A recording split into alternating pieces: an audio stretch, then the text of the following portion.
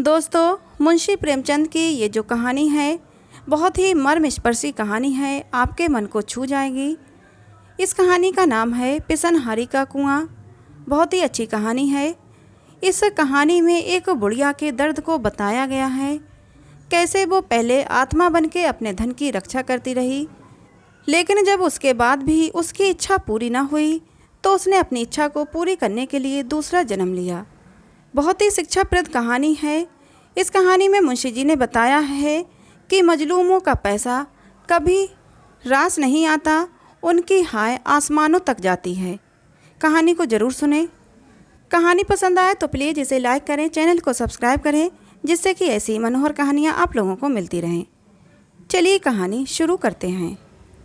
गोमती ने मृत्युशैया पर पड़े हुए चौधरी विनायक सिंह से कहा, चौधरी, मेरे जीवन की यही लालसा थी। चौधरी ने गंभीर होकर कहा, इसकी कुछ चिंता न करो काकी, तुम्हारी लालसा भगवान पूरी करेंगे। मैं आज ही से मजूरों को बुलवाकर काम पर लगा देता हूँ। देव ने चाहा तो तुम अपने कुएं का पानी पियोगी। तुमने तो गिना होगा कितने रुपये हैं। गोमती ने एक क्षण आंखें बंद करके बिखरी हुई स्मृति को एकत्र करके कहा, भैया, मैं क्या जानूं कितने रुपये हैं। जो कुछ हैं वो इसी हांडी में हैं। इतना करना कि इतने में ही काम चल जाए। किसके सामने हाथ फैलाते फिरोगे।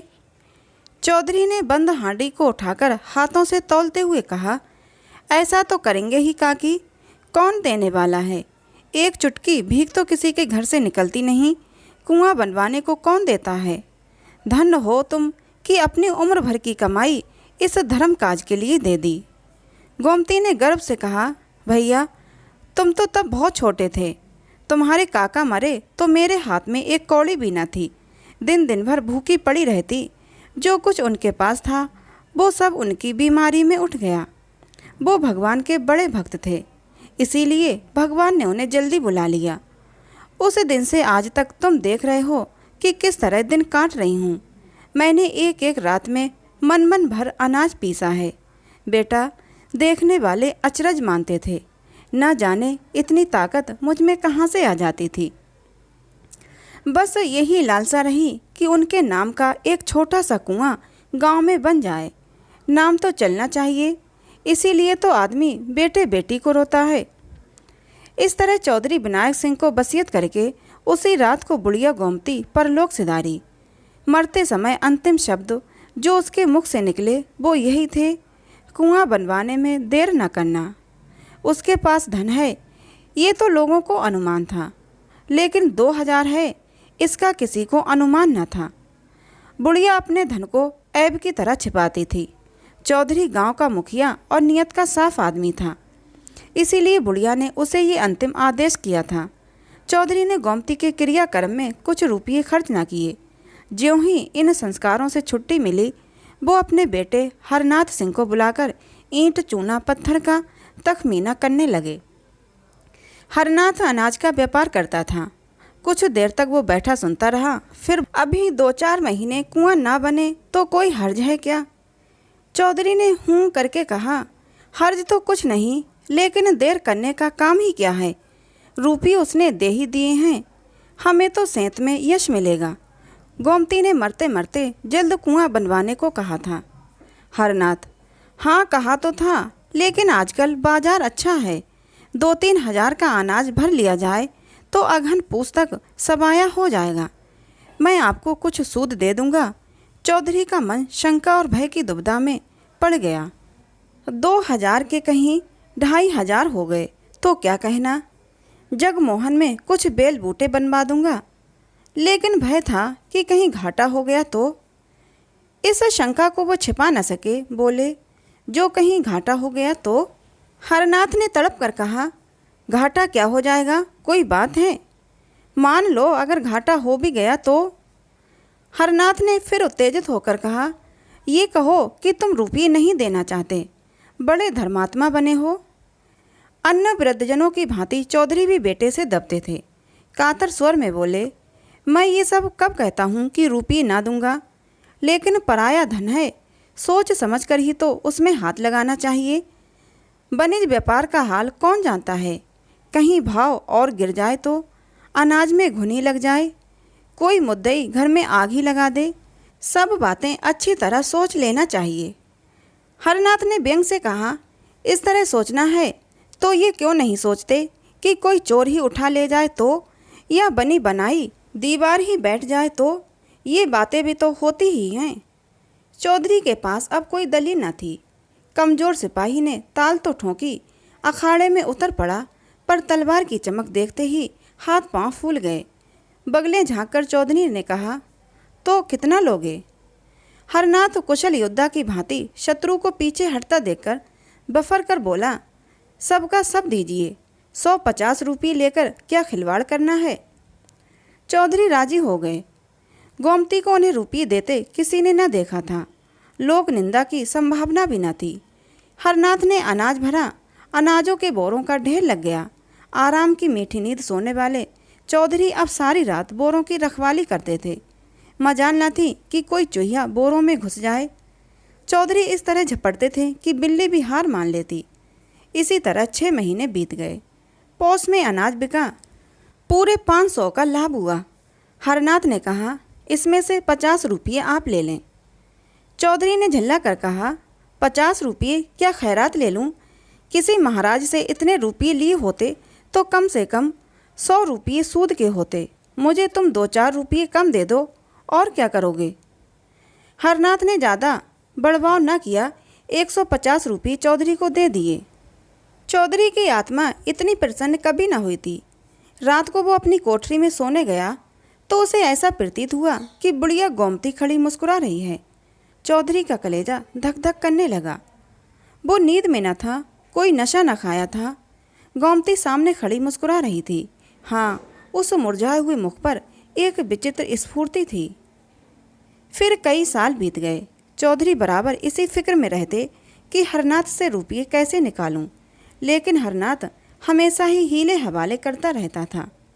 वो साल में थोड़ा सा ब्याज दे देता, पर मूल के लिए 1000 बातें बनाता था। कभी लेने का रोना था, कभी चुकते का। हाँ, कारोबार बढ़ता जाता था।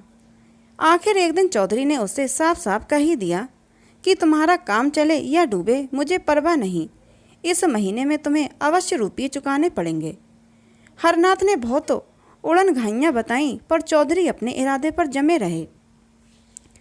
हरनाथ ने झुंझलाकर कहा, कहता हूँ कि 2 महीने और ठहरिए, माल बिकते ही मैं रुपये दे दूँगा।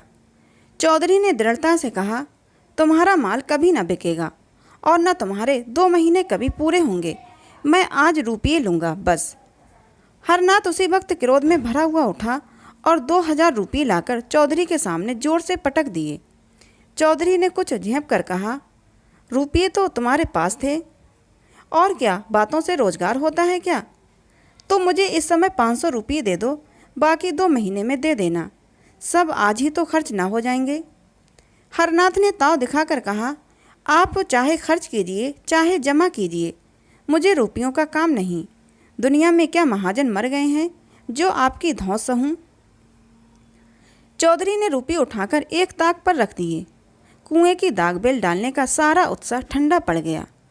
हरनाथ ने रुपये लौटा तो दिए थे, पर मन में कुछ और मंसूबा बांध रखा था। आधी रात को जब घर में सन्नाटा छा गया तो हरनाथ चौधरी के कोठरी की चूल खिसकाकर अंदर घुसा। चौधरी बेखबर सोए थे। हरनाथ ने चाहा कि दोनों थैलियां उठाकर बाहर निकल जाऊं, लेकिन ज्यों ही हाथ बढ़ाया उसे अपने सामने गोमती खड़ी दिखाई दी। वो दोनों थैलियों को दोनों हाथों से पकड़े हुए थी। हरनाथ भयभीत होकर पीछे हट गया।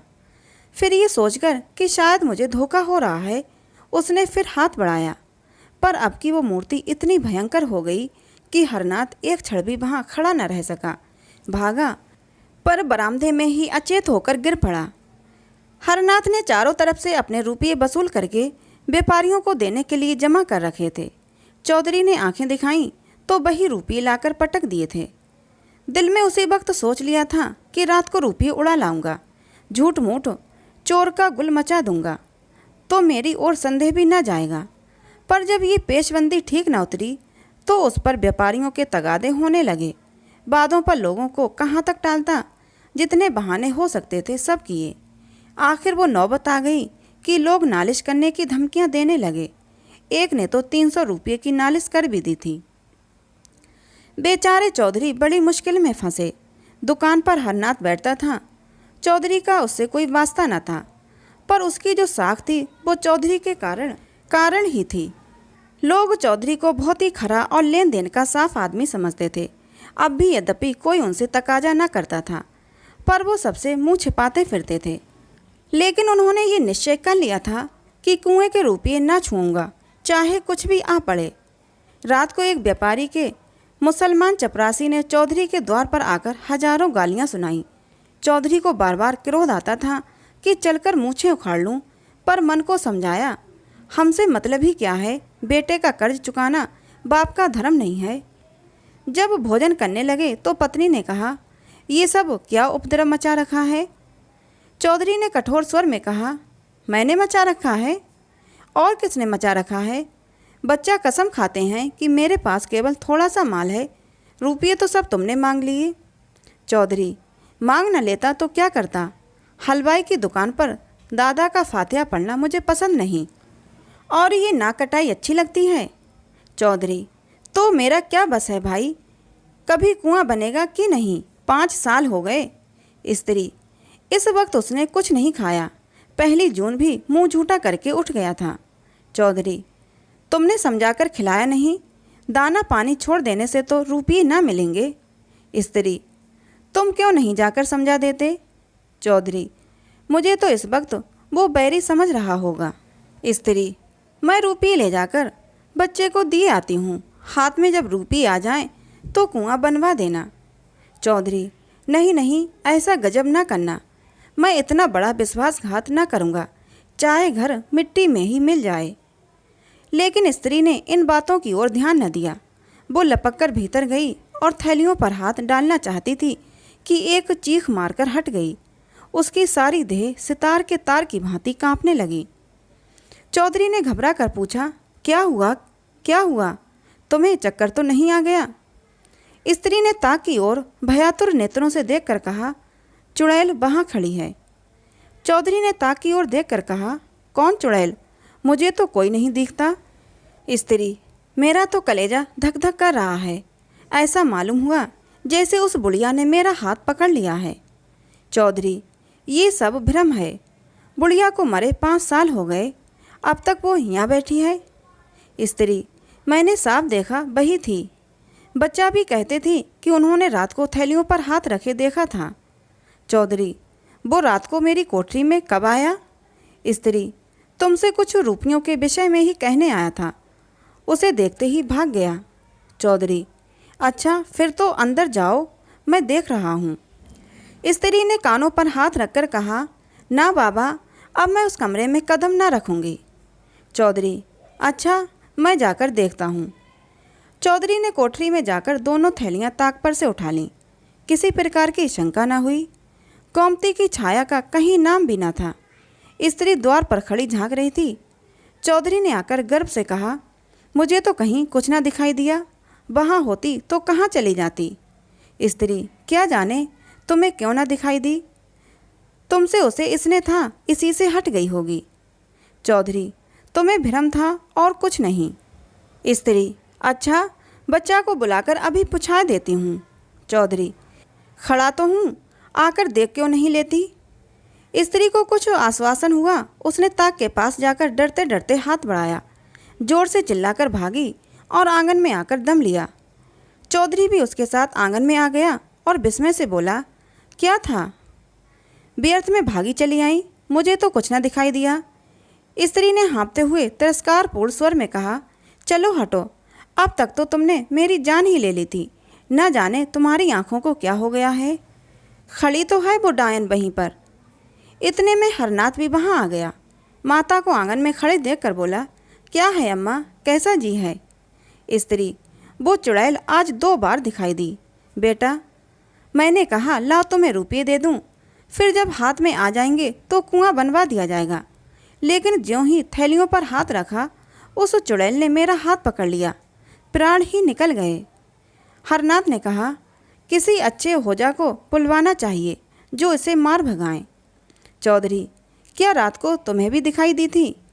हरनाथ, हाँ, मैं तुम्हारे पास एक मामले में सलाह करने आया था। ज्यों ही अंदर कदम रखा, वो चुड़ैल ताक के पास खड़ी थी। मैं बदहवास होकर भागा। चौधरी, अच्छा फिर तो जाओ। स्त्री, कौन? अब तो मैं ना जाने दूं, चाहे कोई लाख रुपये ही क्यों ना दे। हरनाथ, मैं आप ना जाऊंगा। चौधरी, मगर मुझे कुछ दिखाई नहीं देता, ये बात क्या है? हरनाथ, क्या जाने आपसे डरती होगी, आज किसी ओझा को बुलाना चाहिए। चौधरी, कुछ समझ में नहीं आता, क्या माजरा है? क्या हुआ बैजू पांडे की डिग्री का? हरनाथ इन दिनों चौधरी से इतना जलता था कि अपनी दुकान के विषय की कोई बात उनसे न कहता था। आंगन की तरफ ताकता हुआ मानो हवा से बोला, जो होना होगा वो होगा, मेरी जान के सिवा और कोई क्या लेगा? जो खो गया है वो तो उगल नहीं सकता। चौधरी, कहीं उसने डिग्री जारी कर दी तो? हरनाथ, तो क्या, दुकान में 400-500 का माल है, वो नीलाम हो जाएगा। चौधरी, कारोबार तो सब चौपट हो जाएगा। हरनाथ, अब वो कारोबार के नाम को कहाँ तक रोऊं? अगर पहले से मालूम होता कि कुआं बनवाने की इतनी जल्दी है तो ये काम छेड़ता ही क्यों? रोटी दाल तो पहले भी मिल जाती थी। बहुत होगा 2-4 महीने हवालात में रहना पड़ेगा, इसके सिवा और क्या हो सकता है? माता ने कहा, जो तुम्हें हवालात में ले जाए उसका मुंह ना झुलसा दूं, हमारे जीते जी तुम हवालात में जाओगे। हरनाथ ने दार्शनिक बनकर कहा, माँ बाप जन्म के साथी होते हैं, किसी के कर्म के साथी नहीं होते। चौधरी को पुत्र से प्रगाढ़ प्रेम था। उन्हें शंका हो गई थी कि हरनाथ रुपये हजम करने के लिए टाल मटोल कर रहा है, इसलिए उन्होंने आग्रह करके रुपये वसूल कर लिए थे। अब उन्हें अनुभव हुआ कि हरनाथ के प्राण सचमुच संकट में हैं। सोचा, अगर लड़के को हवालात हो गई या दुकान पर कुर्की आ गई तो कुल मर्यादा धूल में मिल जाएगी। क्या हर्ज है अगर गोमती के रुपये दे दूं? आखिर दुकान चलती ही है, कभी ना कभी तो रुपये हाथ में आ ही जाएंगे। एकाएक किसी ने बाहर से पुकारा, हरनाथ सिंह। हरनाथ के मुख पर हवाइयाँ उड़ने लगीं। चौधरी ने पूछा, कौन है? कुर्क अमीन। क्या दुकान कुर्क कराने आया है? हाँ, मालूम तो होता है। कितने रुपयों की डिग्री है? 1500 रुपये की। कुर्क अमीन, क्या कुछ लेने देने से ना टलेगा? टल तो जाता, पर महाजन भी तो उनके साथ होगा, उसे जो कुछ लेना है उधर से ले चुका होगा। ना हो 1500 रुपये गोमती के रुपये में से दे दो। उसके रुपये कौन छुएगा, ना जाने घर पर क्या आफत आए। उसके रुपये कोई हजम थोड़े ही किए लेते हैं, चलो मैं दे दूं। ये कहकर चौधरी आगे को बढ़े। चौधरी को इस समय भय हुआ कहीं मुझे भी वो दिखाई न दे, लेकिन उनकी शंका निर्मूल थी। उन्होंने एक थैली से 550 रुपये निकाले और दूसरी थैली में रखकर हरनाथ को दे दिए। संध्या तक इन 5000 रुपयों में 1 रुपया भी न बचा। 12 साल गुजर गए। न चौधरी अब इस संसार में है, न हरनाथ। चौधरी जब तक जिए उन्हें कुएं की चिंता बनी रही, यहाँ तक कि मरते दम भी उनकी जबान पर कुएं की रट लगी हुई थी। लेकिन दुकान में सदैव रुपयों का तोड़ा रहा। चौधरी के मरते ही सारा कारोबार चौपट हो गया। हरनाथ ने आने रुपये लाभ से संतुष्ट होकर दूने तिगुने लाभ पर हाथ मारा। जुआ खेलना शुरू किया। साल भी न गुजरने पाया था कि दुकान बंद हो गई। गहने पाती बर्तन भाड़े सब मिट्टी में मिल गए।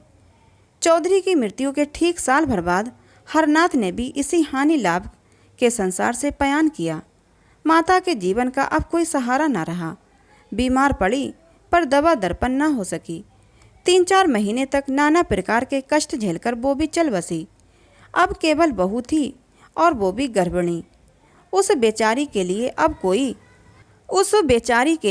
कोई आधार न था। इस दशा में मजदूरी भी न कर सकती थी। पड़ोसियों के कपड़े सी कर उसने किसी भांति 5-6 महीने काटे। तेरे लड़का होगा, सब यही कहते थे। सारे लक्षण बालक के से थे। यही एक जीवन का आधार था। जब कन्या हुई तो ये आधार भी जाता रहा। माता ने अपना हृदय इतना कठोर कर लिया कि नवजात शिशु को छाती भी न लगाती थी। पड़ोसियों के बहुत समझाने बुझाने पर छाती से लगाया। पर उसकी छाती में दूध की एक बूंद भी न थी। उस समय अभागिनी माता के हृदय में करुणा, वात्सल्य और मोह का एक भूकंप सा आ गया। अगर किसी उपाय से उसके स्तन की अंतिम बूंद दूध बन जाती तो वो अपने को धन्य मानती। बालिका की वो भोली, दीन, याचनामय, सत्यक्षण छवि देखकर उसका मातृ हृदय मानो सहस्त्र नेत्रों से रुदन करने लगा था। उसके हृदय की सारी स्वेच्छाएं, सारा आशीर्वाद, सारी विभूति, सारा अनुराग मानो उसकी आंखों से निकलकर उस बालिका को उसी भांति रंजित कर देता था जैसे इंदु का शीतल प्रकाश पुष्प को रंजित कर देता है। पर उस बालिका के भाग में मातृ प्रेम के सुख न बंधे थे। माता ने कुछ अपना रक्त, कुछ ऊपर का दूध पिलाकर उसे जिलाया, पर उसकी दशा दिनों दिन जीर्ण होती जाती थी। एक दिन लोगों ने जाकर देखा तो वो भूमि पर पड़ी हुई थी और बालिका उसकी छाती से चिपटी उसके स्तनों को चूस रही थी। शोक और दरिद्रता से आहत शरीर में रक्त कहाँ जिससे दूध बनता। वही बालिका पड़ोसियों की दया भिक्षा से पल पल कर एक दिन घास खोदती हुई उस स्थान पर जा पहुंची जहां बुढ़िया गोमती का घर था। छप्पर कब के पंचभूतों में मिल चुके थे, केवल जहां तहां दीवारों के चिन्ह बाकी थे। कहीं कहीं आधी आधी दीवारें खड़ी थीं। बालिका ने न जाने क्या सोचकर खुरपी से गड्ढा खोदना शुरू किया। दोपहर से सांझ तक वो गड्ढा खोदती रही। न खाने की सुध थी, न पीने की, न कोई शंका थी, न भय। अंधेरा हो गया पर वो ज्यों की त्यों बैठी गड्ढा खोद रही थी। उस समय किसान लोग भूल कर भी उधर से न निकलते थे, पर बालिका निशंक बैठी भूमि से मिट्टी निकाल रही थी। जब अंधेरा हो गया तो वो चली गई। दूसरे दिन वो बड़े सवेरे उठी और इतनी घास खोदी जितनी वो कभी दिन भर में न खोदती थी।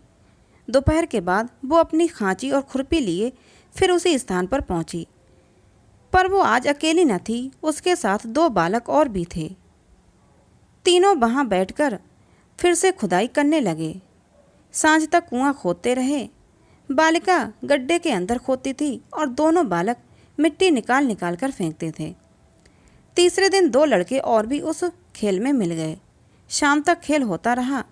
आज गड्ढा 2 हाथ गहरा हो गया। गांव के बालक बालिकाओं में इस विलक्षण खेल ने अभूतपूर्व उत्साह भर दिया था। चौथे दिन और भी कई बालक आ मिले। सलाह हुई कौन अंदर जाए, कौन मिट्टी उठाए, कौन झउआ खींचे। गड्ढा अब 4 हाथ गहरा हो गया था, पर अभी तक बालकों के सिवा और किसी की उसको खबर न थी। एक दिन रात को एक किसान अपनी खोई हुई भैंस ढूंढता हुआ उस खंडहर में जा निकला। अंदर मिट्टी का ऊंचा ढेर, एक बड़ा सा गड्ढा और एक टिमटिमाता हुआ दीपक देखा तो डरकर भागा। औरों ने भी आकर देखा। कई आदमी थे, कोई शंका न थी। समीप जाकर देखा तो बालिका बैठी थी। एक आदमी ने पूछा, अरे ये गड्ढा तूने खोदा है? बालिका ने कहा, हाँ। गड्ढा खोदकर क्या करेगी? यहाँ कुआं बनाऊंगी। कुआं कैसे बनाएगी? जैसे इतना खोदा है वैसे ही इतना और खोदूंगी। गांव के सब लड़के खेलने आते हैं। मालूम होता है तू अपनी जान लेगी और अपने साथ और लड़कों को भी मारेगी। खबरदार जो कल से गड्ढा खोदा। दूसरे दिन लड़के न आए। बालिका भी दिन भर मजूरी करती रही, लेकिन संध्या समय वहाँ फिर दीपक जला और फिर वो खुरपी हाथ में ली वहाँ बैठी दिखाई दी। गांव वालों ने उसे मारा पीटा, कोठरी में बंद किया, पर वो अवकाश पाते ही वहाँ जा पहुँचती। गांव के लोग प्रायः श्रद्धालु होते ही हैं। बालिका के इस अलौकिक अनुराग ने आखिर उनमें भी अनुराग उत्पन्न किया। कुआं खुदने लगा। इधर कुआं खुद रहा था, उधर बालिका मिट्टी से ईंटें बनाती थी। इस खेल में गांव के सारे लड़के शरीक होते थे। उजाली रातों में जब सब लोग सो जाते थे तब भी वो ईंटें थापती दिखाई देती। न जाने इतनी लगन उसमें कहाँ से आ गई थी। 7 बरस की उम्र कोई उम्र होती है, लेकिन 7 बरस की वो लड़की बुद्धि और बातचीत में अपनी तिगनी उम्र वालों के कान काटती थी। आखिर एक दिन वो भी आया कि कुआं बंद गया और उसकी पक्की जगह तैयार हो गई। उस दिन बालिका उसी जगत पर सोई। आज उसके हर्ष की सीमा न थी। गाती थी और चहकती थी। और फिर प्रातःकाल उस जगत पर केवल उसकी लाश मिली। उस दिन से लोगों ने कहना शुरू किया, ये वही बुढ़िया गोमती थी। इस कुएं का नाम पिसनहारी का कुआं पड़ा।